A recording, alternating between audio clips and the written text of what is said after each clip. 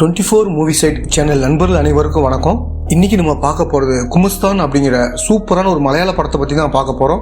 இந்த படத்தோட கதை என்னன்னா, ஆண்ட்ரோங்கிற ஒரு நபர் தன்னோட மனைவியை கொன்னுட்டாருன்னு போலீஸ் அவர்கிட்ட விசாரிக்கிறாங்க. போலீஸும் இவரை லாக் பண்றதுக்காக பயங்கரமா விசாரணை பண்றாங்க. அதுக்கப்புறம் நடக்கிற ஒவ்வொரு விஷயமும் செம்ம திருளா கொண்டு போயிருப்பாங்க. இப்ப நம்ம படத்துக்குள்ள போவோம். ஸ்டார்டிங் சீனே ஒரு அரசியல்வாதியை காமிக்கிறாங்க. அவரோட இடத்த கிளீன் பண்ற வேலையை பார்த்துட்டு இருக்காரு.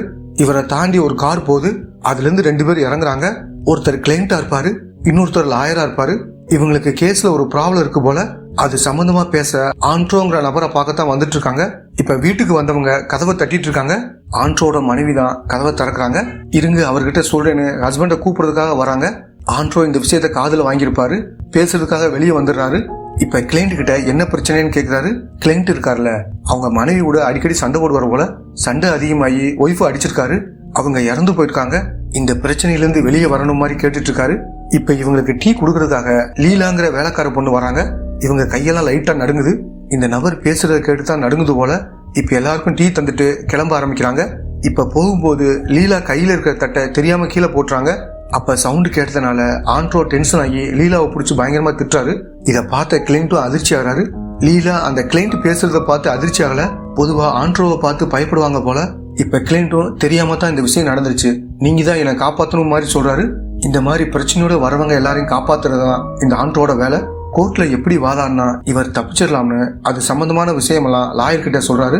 அது சம்பந்தமான எவிடன்ஸ் எல்லாத்தையும் செட் பண்றதுக்காக இவருக்கு தெரிஞ்ச ஆட்கள் எல்லார்கிட்டையும் கால் பண்ணி பேச வைக்கிறாரு. அது மூலமா இவங்க எவிடன்ஸ் எல்லாத்தையும் செட் பண்ணிக்கிறாங்க. இப்ப கிளைண்ட்டும் உங்களுக்கு எவ்வளவு பணம் வேணும்னு கேட்டு அதை கொடுத்துறாரு. இப்ப 2 பேரும் கிளம்பிட்டு இருக்காங்க. கிளைண்ட் என்ன சொல்றாருன்னா, இப்படின்னு தெரிஞ்சிருந்தா இவரவே என்னோட லாயரா போட்டிருப்பேன்னு சொல்றாரு. அவர் லாயர்லாம் கிடையாது, கிளர்க் மட்டும் தானு கூட வந்த லாயரும் சொல்றாரு. ஆண்ட்ரோவை பொறுத்த வரைக்கும் ஒரு பெரிய லாயருக்கு அசிஸ்டண்டா வேலை பார்த்திருப்பாரு. அப்படி வேலை பார்க்கும் போதுதான் இந்த விஷயத்துல இருக்கிற நுணுக்கத்தெல்லாம் தெரிஞ்சிருப்பாரு. பொதுவா இவருக்கு நல்ல டேலண்ட் இருக்கும். அதை இவர் தப்பான விஷயத்துக்கு பயன்படுத்திட்டு இருக்காரு மாதிரி காமிக்கிறாங்க. இந்த கேஸை மட்டும் இல்ல, நிறைய கேஸை முடிச்சு தந்து பணம் வாங்கியிருப்பாரு. ஊர்ல இருக்க எல்லாரும் இவரை பார்த்து பயப்படுவாங்க. அதே மாதிரிதான் இந்த லிசாவும் பயப்படுவாங்க.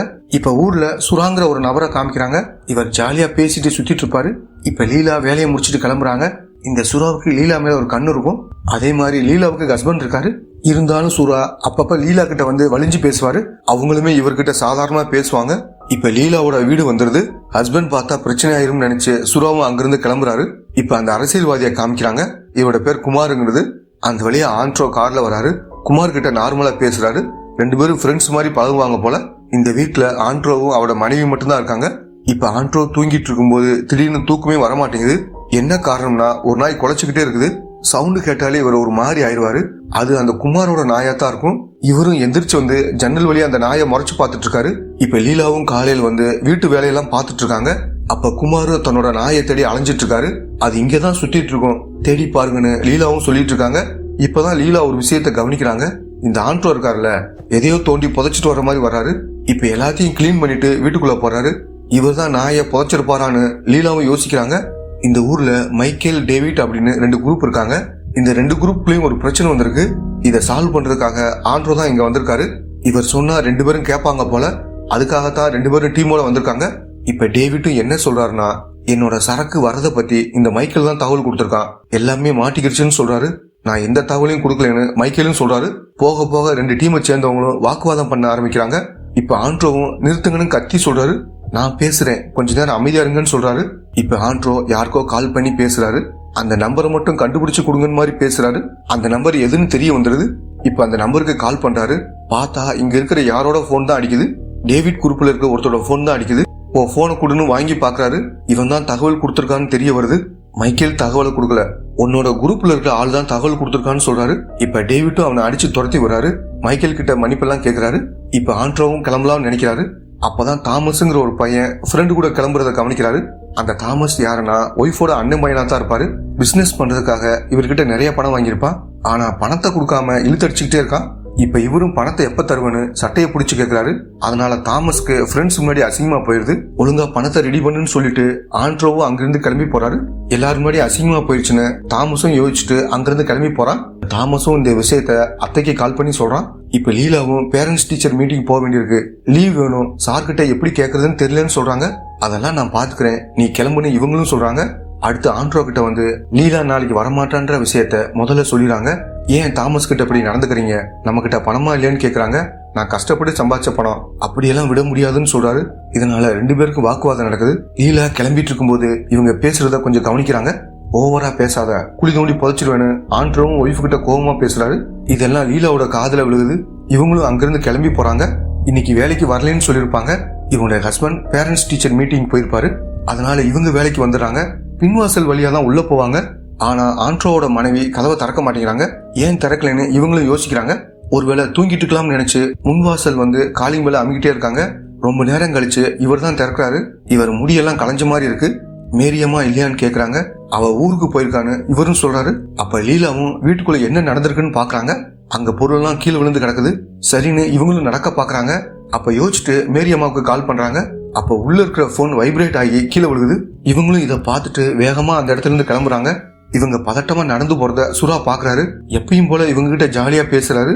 ஆனா இவங்க கண்டுக்காம போறாங்க. என்னாச்சு, ஏன் இப்படி போறேன்னு லீலா கிட்ட கேக்குறாரு. இவங்களும் நடந்த விஷயத்தெல்லாம் சொல்றாங்க. இப்ப சுறாவும் அந்த வீட்டுக்கு வந்து ஜன்னல் வழியா மெதுவா பாக்குறாரு. அப்ப ஆண்ட்ரோவும் உடஞ்சு போன பொருள் எல்லாத்தையும் சரி பண்ணி வச்சிட்டு இருக்காரு. இப்ப எல்லாரும் சேர்ந்து ஊர்ல இருக்கிற ஒரு முக்கியமான ஆளுகிட்ட இந்த விஷயத்த சொல்றாங்க. இப்ப இவரும் போலீஸுக்கு தகவல் கொடுத்துறாரு. இங்க மேத்யூங்கிறவர் தான் ஏஎஸ்ஐயா இருப்பாரு. இவருக்கு இந்த விஷயம் போகுது. இப்ப மேத்யூவும் தன்னோட அசிஸ்டண்ட போய் விசாரிக்க சொல்றாரு. இவரும் வந்து விசாரிக்கும் போது ஆண்ட்ரோவோட பேர் அடிபடுது. இந்த பேரை கேட்ட உடனே மேத்யூவும் திரும்பி பாக்குறாரு. ஏன்னா ஆண்ட்ரோவை இவருக்கு சுத்தமா பிடிக்காது. இவரோட மச்சான ஒரு கேஸ்ல மாட்ட வச்சிருப்பாரு. அதனால ஆண்ட்ரோவை ஏதாவது பண்ணணும்னு யோசிக்கிறாரு. இப்ப இவங்களும் ஆண்ட்ரோவோட வீட்டுக்கு வந்துடுறாங்க. தண்ணி கிடைக்குமான்னு நார்மலா பேசுறாங்க. எடுத்து வரேன்னு சொல்லிட்டு ஆண்ட்ரோவும் உள்ள போறாரு. அந்த டயத்துல இவங்க 2 பேரும் வீடெல்லாம் சுத்தி பார்த்துட்டு இருக்காங்க. இப்ப மேத்யூவும் என்னாச்சு, பொருள்லாம் கலைஞ்சிருக்குன்னு சொல்றாரு. ஒண்ணும் இல்ல, எனக்கும் என் ஒய்ஃபுக்கும் சின்ன பிரச்சனை, அதுதான் சொல்றாரு. சரி, உங்க ஒய்ஃப் எங்கன்னு கேக்குறாரு. ஊருக்கு போயிருக்கான்னு இவரும் சொல்றாரு. நிறைய பொருள் உடஞ்சிருக்கத பார்த்தா சின்ன சண்டை மாதிரி தெரியல, கன்ஃபார்மா ஊருக்கு தான் போயிருக்காங்களான்னு கேக்குறாரு. ஆமா, இதுல என்ன டவுட்னு ஆண்ட்ரோவும் சொல்றாரு. சரி, உங்க ஒய்ஃப்க்கு கால் பண்ணுங்கன்னு சொல்றாரு. அவசரத்துல போனை இங்கேயே விட்டுட்டு போயிட்டான்னு சொல்றாரு. அங்க யாராவது இருப்பாங்கல்ல, அவங்களுக்கு கால் பண்ணுங்கன்னு சொல்றாரு. அங்க தெரிஞ்சவங்க யாரும் இல்ல, அதனால கால் பண்ண முடியாதுன்னு சொல்றாரு. இவரோட சட்டையில ரத்தம் இருக்கிறத இவங்க கவனிக்கிறாங்க. சட்டையில என்ன ரத்தம்னு கேக்குறாங்க. ஆண்ட்ரோவும் இப்பதான் அதை கவனிக்கிறாரு. கோழி வெட்டும்போது பட்டுச்சு, வேற ஒண்ணும் இல்லைன்னு மாதிரி சொல்றாரு. கோழி வெட்டும்போது முன்னாடிதான் ரத்தம் படும், பின்னாடி எப்படி வரும்னு இவரும் கிண்டல் பண்ற மாதிரி பேசுறாரு. அடுத்த சீன்ல மேத்யூவும் நடந்த விஷயத்த எஸ்ஐ கிட்ட சொல்றாரு. ஆண்ட்ரோவுக்கும் மேத்யூவுக்கும் ஒரு பிரச்சனை இருக்கிறது எஸ்ஐக்கு நல்லா தெரியும். அத மனசுல வச்சுதான் இப்படி சொல்றீங்களான்னு இவரும் கேக்குறாரு. இல்ல சார், அந்த வீட்டுல கொலை நடந்திருக்க வாய்ப்பு இருக்கு, நம்ம உடனே அங்க போகணும் மாதிரி சொல்றாரு. ஆண்ட்ரோ கிட்ட அதே மாதிரி 2 சட்டை இருக்கு போல. இப்ப வேற ஒரு சட்டையில கோழி ரத்தத்தை உண்மையிலே தேய்ச்சிட்டு இருக்காரு. இன்னொரு சட்டையை கொளுத்தி விட்டாரு. இவரும் வேற ஒரு சட்டையை மாட்டிக்கிறாரு. இப்ப போலீஸ் எல்லாரும் ஆண்ட்ரோட வீட்டுக்கு வந்துடுறாங்க. எஸ்ஐயும் ஆண்ட்ரோ கிட்ட நார்மலா பேசிட்டு தேட ஆரம்பிக்கிறாரு. வெளியில மேரியம்மாவோட உடல் கிடைக்குமான்னு பேசிட்டு இருக்காங்க. இப்ப போலீஸ் எல்லாரும் ஏதாவது தடயம் கிடைக்குமான்னு வீட்டுக்குள்ள தேடிட்டு இருக்காங்க. அப்படி தேடும் போதுதான் அசிஸ்டன்ட்டுக்கு ஒரு சட்டை கிடைக்குது. அதை எடுத்துட்டு வந்து மேத்யூ கிட்ட கொடுக்குறாரு. இதுதான் நம்ம வரும்போது ஆண்ட்ரோ போட்டிருந்த சட்டைன்னு புரிஞ்சுக்கிறாரு. மேத்யூ அதை மோந்து பார்த்துட்டு கோழி ரத்தம்னு தெரிஞ்சுக்கிறாரு. அது மூலியம் சட்டையை மாத்திட்டீங்க போலன்னு கிண்டல் பண்றாரு. ஆண்ட்ரோவை பொறுத்த வரைக்கும் பெரிய ஆட்கள் எல்லார்கிட்டையும் தொடர்புல இருப்பாரு. அதனால அவங்க எல்லாம் போன் பண்ணி எதுக்காக அங்க ரைடு போனீங்கன்னு பேசுறாங்க. அதே மாதிரி மீடியா ஆட்கள் எல்லாரும் அங்க வந்துடுறாங்க. எவிடன்ஸ் இல்லாம வெளியே போனா கண்டிப்பா பிரச்சனை வரும்னு எஸ்ஐயும் மேத்யூ கிட்ட சொல்றாரு. இல்ல சார், கண்டிப்பா ஏதாவது கிடைக்கும்னு மேத்யூவும் சொல்றாரு. ஆனா எந்த ஒரு எவிடன்ஸுமே மேத்யூனால கண்டுபிடிக்க முடியல. இப்ப மேத்யூவும் கோவப்பட்டு உன் ஒய்ஃபை கொண்டு எங்க மறைச்சு வச்சிருக்கானு ஆண்ட்ரோவோட சட்டையை பிடிச்சு கேக்குறாரு. அப்படியே இழுத்துட்டு வந்து வெளியில தள்ளி வராரு. எல்லாரும் இதை பாக்குறதுனால ஆண்ட்ரோவுக்கு அசிங்கமா போயிருது. அந்த டயத்துல ஒரு ஆட்டோ வருது. அதுல இருந்து மேரி தான் இறங்குறாங்க. இவங்களை பார்த்த உடனே எல்லாரும் அதிர்ச்சி ஆகுறாங்க. இப்ப எஸ்ஐயும் உள்ள வர வச்சு இவங்க கிட்ட பேசுறாரு. உங்களை ஏதோ பண்ணிட்ட மாதிரி எங்களுக்கு புகார் வந்துச்சு, அதுதான் விசாரிக்க வந்தோம்னு சொல்லிட்டு எஸ்ஐயும் அங்கிருந்து கிளம்புறாரு. இப்ப அங்க இருக்கிற மீடியாக்களும் கேள்வி மேல கேள்வி கேட்கறாங்க. இப்ப குமார் அங்க வந்து விசாரணை பண்றோம்னு சொல்லிட்டு அவரை கீழே தள்ளி விட்டு அசிங்கப்படுத்திருக்கீங்க, கண்டிப்பா நீங்க மன்னிப்பு கேட்கணும்னு சொல்றாரு. இதனால எஸ்ஐயும் மேத்யூ கிட்ட மன்னிப்பு கேட்டுன்னு சொல்றாரு. வேற வழி இல்லாம மேத்யூவும் மன்னிப்பு கேட்க வந்துட்டு இருக்காரு. இப்ப ஆண்ட்ரோவும் மன்னிப்பெல்லாம் வேணாம், முதல்ல இங்க இருந்து கிளம்புங்கன்னு சொல்றாரு. சோசியல் மீடியாவில மேத்யூவை கிண்டல் பண்ற மாதிரி போட்டிருக்காங்க. இதை பார்த்துட்டு இவரும் டென்ஷன் ஆகுறாரு. இப்ப எஸ்ஐயும் வந்து மேத்யூ கிட்ட பேசுறாரு. தனிப்பட்ட கோபத்துல இந்த மாதிரி எல்லாம் பண்ணா இப்படித்தான் நடக்கும்னு சொல்றாரு. அன்னைக்கு போய் பார்க்கும்போது நிறைய பொருள் உடஞ்சு கிடந்தது. அவனோட சட்டையில ரத்தம் இருந்துச்சு. கண்டிப்பா ஒரு கொலையை பண்ணி சாமர்த்தியமா மறைச்சிருக்கான். இவர் இவ்வளவு சொல்றதுனால எஸ்ஐயும் கேஸ விசாரிக்கலாம்னு நினைக்கிறாரு. நைட்டு ஆண்ட்ரோவுக்கு தூக்கம் வராம எந்திரிச்சிடாரு. ஒரு ரூம்குள்ள பீரோ வச்சிருக்காரு. பீரோவை விளக்குனா அந்த இடத்துல ஒரு ரூம் இருக்கு. அந்த ரூம்குள்ள போறாரு. திரும்பி வரும்போது கையெல்லாம் ரத்தமா இருக்கு. அதே மாதிரி ஒரு ட்ரெஸ்ஸை எரிக்கிறதுக்காக எடுத்துட்டு வர்றாரு. அடுத்து மேத்யூவும் கான்ஸ்டபிள் கிட்ட அவனுக்கு நிறைய எதிரிகள் இருக்காங்க, அந்த லிஸ்ட்டை எடுத்து அதுல முக்கியமானவங்களை மட்டும் ஃபில்டர் பண்ணணும்னு சொல்றாரு. இதை பத்தி பேசுறதுக்காக இவங்களும் திலீப்ங்கிற ஒரு நபரை பார்க்க வராங்க. ஆண்ட்ரோ இவரோட அப்பா கிட்ட தான் தொழில கத்திருப்பாரு. என் அப்பா கிட்ட இருந்து என்னை விட அவன் தான் அதிகமா கத்துக்கிட்டான்னு சொல்றாரு. சரி, அவனுக்கு முக்கியமான எதிரிகள் யாராவது இருக்காங்களான்னு கேக்குறாங்க. நான் அந்த லிஸ்ட தர்றேன், ஒருவேளை அவன் கொலை பண்ணியிருந்தா அதை நீங்க கண்டுபிடிக்க முடியாதுன்னு சொல்றாரு. நான் கண்டுபிடிச்சு காமிக்கிறேன்னு மேத்யூவும் அவர்கிட்ட சொல்றாரு. அவனுக்கு நிறைய எதிரிகள் இருக்காங்க, ஆனா குறிப்பிட்டு சொன்னா 9 பேர் இருக்காங்க. இவங்கள யாராவது அவனை கொலை பண்ண வந்திருக்கலாம், தற்காப்புக்கு இவர் அவங்கள கொலை பண்ணிருக்கலாம், எது வேணாலும் நடந்திருக்கலாம்னு இவங்களுக்குள்ள யோசிக்கிறாங்க. இந்த 9 பேர்ல யார் உயிரோடு இருக்காங்கன்னு செக் பண்றாங்க. இல்லாதவங்க தான் கொல்லப்பட்டிருக்க வாய்ப்பு இருக்கிற மாதிரி யோசிக்கிறாங்க. இப்ப ஷாஜிங்கிற ஒருத்தரை விசாரிக்க வராங்க. அவர் எப்ப வருவார் போவார்னு சொல்ல முடியாது, ஆனா இப்போதைக்கு வெளியூர்ல இருக்காருன்னு அவரோட ஒய்ஃபும் சொல்றாங்க. அடுத்து ஆண்ட்ரோட சொந்தக்கார பையன் தாமஸும் எங்க போனான்னு தெரியல. இத பத்தி அப்பாவும் போலீஸ் கிட்ட சொல்றாரு. அதே மாதிரி தாமஸ் ஆண்ட்ரோ கிட்ட பணம் வாங்கின விஷயத்தையும் சொல்றாரு. சரி, பையன் எப்ப இருந்து காணாம போன மாதிரி மேத்யூவும் கேக்குறாரு. தாமஸ் நிறைய பேர்கிட்ட கடை வாங்கியிருப்பான், ஒரு நாள் ரொம்ப சோகமா இருப்பான், எங்கேயோ கிளம்பியிருப்பான், எங்க போறேன்னு அப்பாவும் கேட்டிருப்பாரு. ஆண்ட்ரோ வீட்டுக்கு தான் போறேன்னு அவனும் சொல்லியிருப்பான். இதுதான் அவங்கிட்ட நான் கடைசியா பேசினதுன்னு அப்பாவும் சொல்றாரு. அந்த சாட்சி இருக்கான்ல, லாரியில போதை மருந்தெல்லாம் கடத்துவான், அந்த மாதிரி கேஸ்ல இவனுக்கு எதிராக ஆண்ட்ரோ சாட்சி சொல்லியிருப்பாரு. இதனால சாட்சிக்கு அவர் மேல கோபம் இருந்திருக்கும். அதே மாதிரி தாமஸ ஃப்ரெண்ட்ஸ்க்கு முன்னாடி அசிங்கப்படுத்திருப்பாரு. இந்த 2 பேரும் அவரோட வீட்டுக்கு போயிருக்கலாம். அப்ப நடந்த சண்டையில 2 பேர்ல யாராவது இறந்து போக வாய்ப்பு இருக்கு, நம்ம அவரோட வீட்டை செக் பண்ணி பார்க்கணும்னு மேத்யூ சொல்றாரு. அடுத்து நைட் நேரம் ஆண்ட்ரோட வீட்டுக்குள்ள யாரோ திருட்டுத்தனமா உள்ள போறாங்க. போறது சுறா தான். உள்ள போய் ஏதாவது கிடைக்குமான்னு தேடி பாக்குறாரு. அப்ப ஆண்ட்ரோவும் மேல இருந்து கீழே இறங்கி வராரு. அவர் வராருன்னு தெரிஞ்சதும் சுறாவும் வெளியே ஓடி வராரு. இந்த போலீஸ்காரங்க தான் சுறாவை அனுப்பிச்சு வச்சிருப்பாங்க. சார், எதுவுமே கிடைக்கலன்னு சுறா சொன்ன உடனே மேத்யூவோட முகமே மாறுது. வீட்டுக்குள்ள சுறா ஒரு போட்டோவை பார்த்த மாதிரி காமிச்சிருப்பாங்க. அந்த போட்டோவில் இருக்கிறவர் யாருன்னு இப்பதான் காமிக்கிறாங்க. இது ஆண்ட்ரோ தான் யோசிச்சு பாக்குறாரு. போட்டோவில் இருக்கிறது இவரோட பையன் தான், பேர் பீட்டருங்கிறது. பீட்டரோட ஆசையே மியூசிக் டைரக்டர் ஆகுறதா. அதே மாதிரி சாராங்கிற ஒரு பொண்ணை காமிக்கிறாங்க. இவங்க 2 பேரும் லவ் பண்றாங்க போல. இப்ப பீட்டரும் ஃப்ரெண்ட்ஸோட சேர்ந்த மாதிரி மியூசிக் போட்டுட்டு பாட்டு பாடிட்டு இருக்காரு. நிறுத்துங்கன்னு ஆண்ட்ரோவும் வந்து சொல்றாரு. எப்ப பாரு இப்படித்தான் பண்ணிக்கிட்டு இருக்குன்னு லைட்டா கத்துறாரு. பீட்டருக்கு ஒரு மாதிரி ஆயிருது. இனிமேல இந்த வீட்டுல இருக்க மாட்டேன், ஜெயிச்சுட்டு தான் வருவேன்னு இவரும் கிளம்பி போயிடுறாரு. பீட்டருக்கு குருன்னு ஒரு ஃப்ரெண்ட் இருக்காரு. 2 பேருமே மியூசிக் டைரக்டர் ஆகணும்னு ஆசைப்படுவாங்க. இப்ப சான்ஸ் கேட்டு ஒரு ப்ரொடியூசரை பார்க்க வந்திருக்காங்க. அவர் ஒரு சூழ்நிலைக்கு ஏத்த மாதிரி கதையை சொல்றாரு. இதுக்கு ஏத்த மாதிரி ஒரு டியூனை போட்டு கொண்டு வாங்க, நல்லா இருந்தா சான்ஸ் தரேன் மாதிரி சொல்றாரு. ஷாஜிக்கு எதிராக இவர் கேஸ் வாதாடி இருப்பாரு. இப்ப ஷாஜியும் வீட்டுக்கு வந்து மிரட்டுறான். அப்ப பையனும் வீட்டுக்குள்ள வராரு. அம்மா கிட்ட கிடைச்சிருக்க சான்ஸ பத்தி சொல்றாரு. அம்மாவும் பையனும் ஒரு ரூம்குள்ள கூட்டிட்டு போறாங்க. பார்த்தா மியூசிக் சம்பந்தமான எல்லா இன்ஸ்ட்ருமெண்ட்டும் இருக்கு. இத பார்த்து பையனும் ரொம்ப சந்தோஷப்படுறாரு. அப்பா தான் எல்லாத்தையும் பண்ணாருன்னு அம்மாவும் சொல்றாங்க. அப்பாவை பொறுத்த வரைக்கும் வெளியில கோவமா இருக்க மாதிரி காட்டிக்கிட்டாலும் பையன் மேல ரொம்ப பாசமா இருப்பாரு. இப்ப பையனும் அப்பா கிட்ட வந்து தேங்க்ஸ் பான்னு சொல்றாரு. ஆனா அவர் இத பெருசா கண்டுக்கல. இப்ப பையனும் அவர் சொன்ன மாதிரி டியூனை ரெடி பண்ணிடுறாரு. இப்ப 2 பேரும் சேர்ந்த மாதிரி ப்ரொடியூசரை போய் பாக்குறாங்க. அவருக்கு இந்த டியூன் ரொம்ப பிடிச்சு போயிருது. அதனால அட்வான்ஸா கொஞ்சம் பணம் கொடுக்குறாரு. இந்த விஷயத்த பீட்டரும் அப்பா கிட்ட சொல்லி அந்த பணத்தை கொடுக்குறாரு. இதை நீயே வச்சுக்கன்னு சொல்லிட்டு இவரும் நடக்க ஆரம்பிக்கிறாரு. அடுத்து ப்ரொடியூசரும் பிறந்தநாள் பார்ட்டியை கொண்டாடிட்டு இருக்காரு. இவர் தான் படத்துக்கு மியூசிக் டைரக்டர்னு சொல்லி எல்லார்கிட்டையும் பீட்டரை அறிமுகப்படுத்தி வைக்கிறாரு. இப்ப பார்ட்டியை முடிச்சுட்டு பீட்டரும் குருவும் பைக்ல வந்துட்டு இருக்காங்க. இவங்க பைக்ல வந்துட்டு இருக்கும்போது இவங்களுக்கு பின்னாடி ஒரு லாரி வருது. அந்த லாரி இவங்களை உரசிட்டு போகுது. ஏதோ உரசுன மாதிரி அந்த லாரி டிரைவருக்கு தெரியுது. அவரும் தொடர்ந்து வந்துகிட்டு இருக்காரு. ஒரு செக் போஸ்ட்ல இந்த லாரியை மடக்குறாங்க. முன்னாடி இருக்கிற ஹெட்லைட் உடஞ்சிருக்கு. எப்படி உடஞ்சதுன்னு கேக்குறாங்க.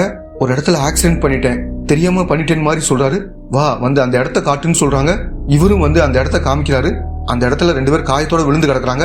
இப்ப அந்த 2 பேரையும் ஹாஸ்பிட்டலுக்கு வேகமா கொண்டு வந்து சேர்க்கறாங்க. குருவுக்கு பயங்கரமா காயம் பட்டிருக்கும். அவருக்கு ட்ரீட்மெண்ட் போயிட்டு இருக்கு.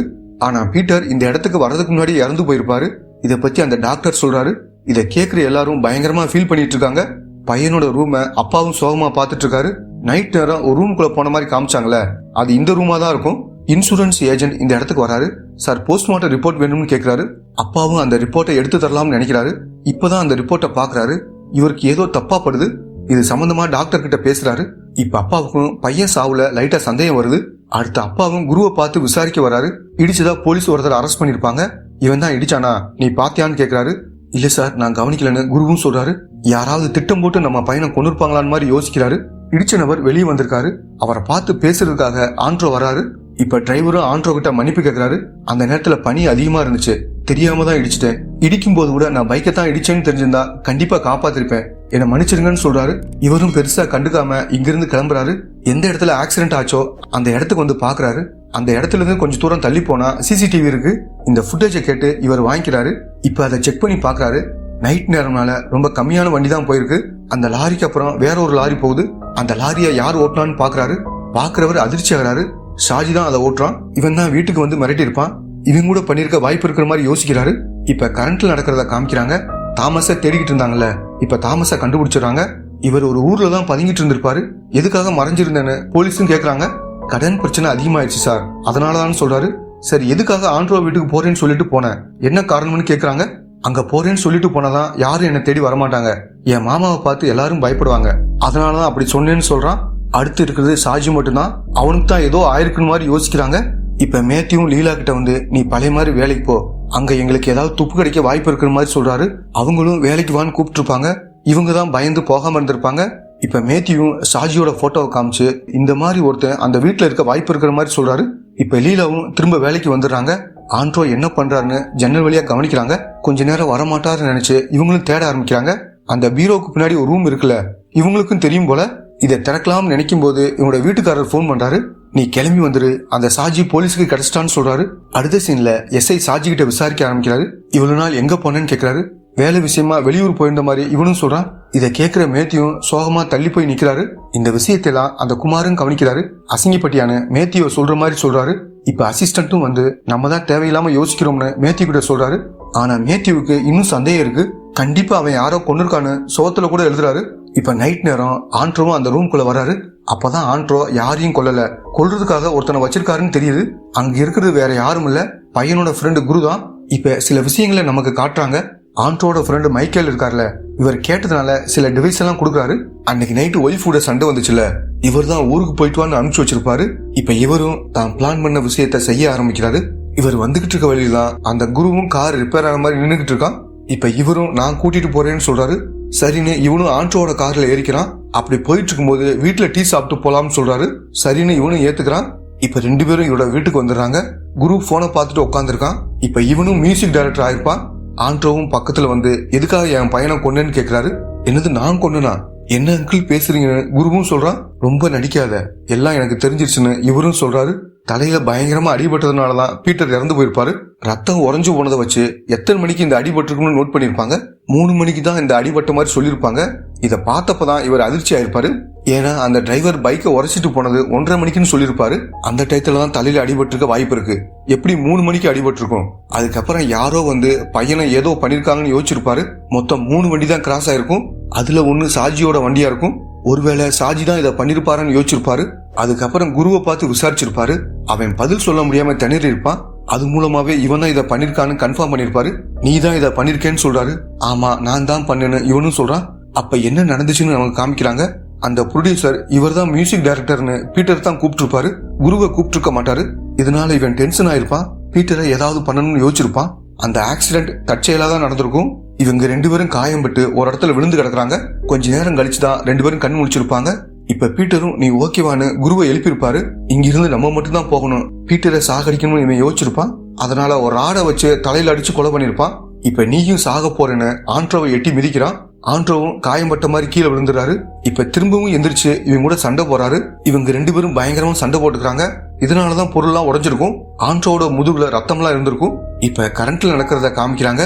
இப்ப ஆண்ட்ரோவும் குரு கிட்ட சில விஷயங்களை சொல்றாரு. குருவோட காரை ரிப்பேர் ஆக்குனதே இவரா தான் இருக்கும். அதே மாதிரி குரு இவரோட கார்ல ஏறினான்ல, அப்ப இருந்தே டவரே கிடைச்சிருக்காது. என்ன காரணமா ஜாமரை செட் பண்ணி வச்சிருப்பாரு, அதனாலதான் டவரே கிடைச்சிருக்காது. நீ இங்க வந்திருக்கேன்னு யாருக்குமே தெரியாதுன்னு சொல்றாரு. இப்ப பையன் போட்ட மியூசிக்க போட்டு அவனை கேளுன்னு சொல்றாரு. இதுக்காகத்தானே என் பையனை கொன்னேன்னு சொல்லி ஒரு ஆடை எடுத்து அவனை தலையிலே அடிக்கிறாரு. குருவும் அந்த இடத்துல இறந்து போயிடுறான். கடைசி வரைக்கும் ஆண்ட்ரோவை எதுவுமே பண்ண முடியலன்னு நினைச்சு மேத்யூவும் ஃபீல் பண்ணிட்டு இருக்காரு. இப்ப போலீஸ் ஸ்டேஷனுக்கு முன்னாடி ஒரு கார் வந்து நிக்குது. நரேன் தான் இறங்குறாரு. என்னோட தம்பியை கொஞ்ச நாளா காணாம சொல்லிட்டு தம்பியோட போட்டோவை காமிக்கிறாரு. அது வேற யாரும் கிடையாது, குருவா தான் இருப்பாரு. வழக்கம் போல லீலா வேலைக்கு போறாங்க. அப்படி போகும்போது அந்த குமாரோட நாயை பாக்குறாங்க. அப்படின்னா அன்னைக்கு நாயை புதைக்கலையா, வேற என்ன புதைச்சாருன்னு யோசிச்சுக்கிட்டே இவங்களும் வீட்டுக்கு வந்துடுறாங்க. இப்ப அவர் புதைச்ச இடத்துல ஒரு செடி வளர்ந்துருக்கு. ஓ, செடிதான் வச்சிருக்காருன்னு யோசிச்சுக்கிட்டே உள்ள போறாங்க. இப்ப குருவோட உடலை எங்க புதைச்சு வச்சிருக்காருன்னு தெரியல. இதோட இந்த படம் முடியுது.